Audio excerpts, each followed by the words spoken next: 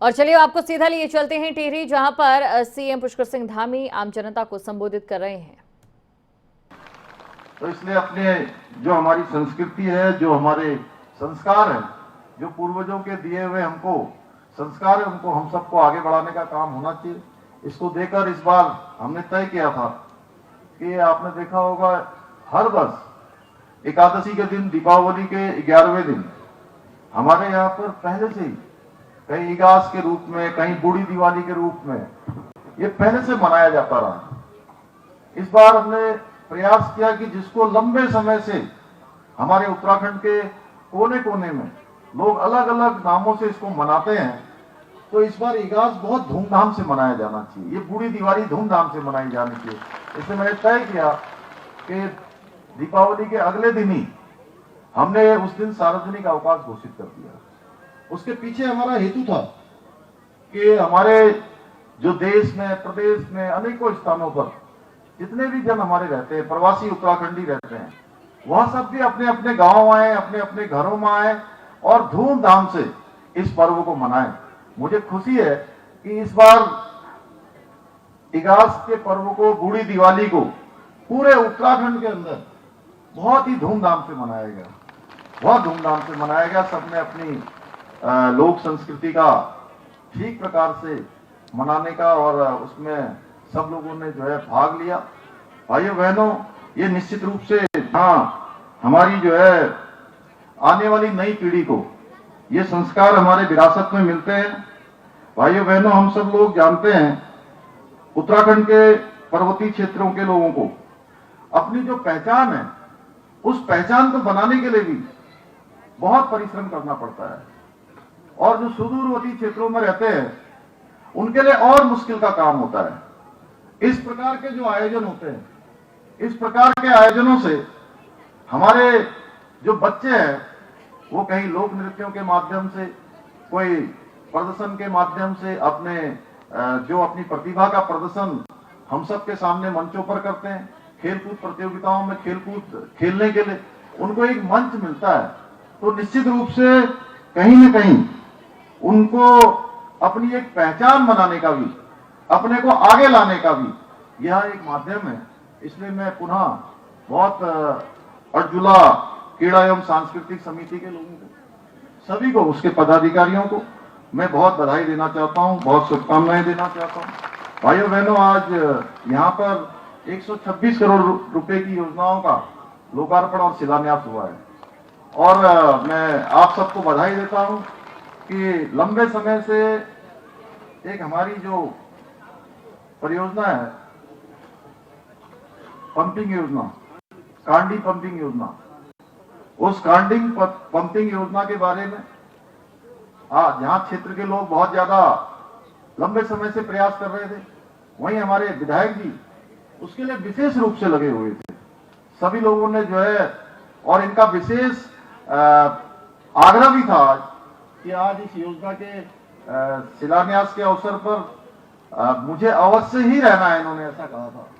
इसलिए भी जो है मैं इस कार्यक्रम में आया और आप सब लोगों से भेंट हुई।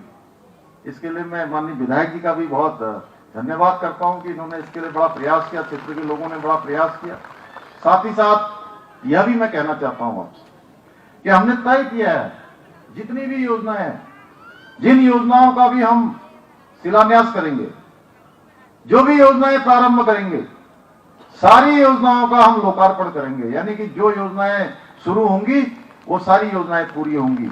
आपने देखा होगा पूर्व के समय में कभी योजनाएं शुरू तो होती थी, लेकिन योजनाएं पूरी नहीं होती थी। भाइयों बहनों, हम लोगों ने इसको कार्य संस्कृति में बदल दिया है, ये कार्य व्यवहार में आ गया है कि जो भी योजनाएं प्रारंभ होंगी उन सभी योजनाओं को पूरा किया जाएगा।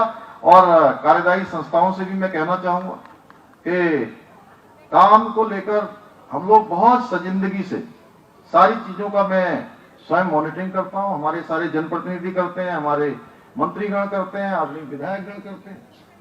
अब पुरानी जो कार्य संस्कृति है हमारी, वो धीरे धीरे हमको बदलनी है। एक कार्य व्यवहार और कार्य संस्कृति जो हमारे देश के प्रधानमंत्री मोदी जी ने पूरे देश के अंदर लाए हैं, पूरे देश के अंदर जो एक कल्चर काम के लिए बना है, सब लोग काम के प्रति जो है जिस प्रकार से पूरी तरह से पेन लेकर, यानी कि उस काम को अंतिम पूरा होने तक पहुंचाने के लिए लगातार जिस प्रकार से प्रयास आज देश में चल रहा है, वही उत्तराखंड के सुदूरवर्ती क्षेत्रों तक जाने के लिए, सुदूरवर्ती क्षेत्रों तक हमारा शासन पहुंचे, हमारी सरकार पहुंचे, उसके लिए हम प्रयासरत हैं।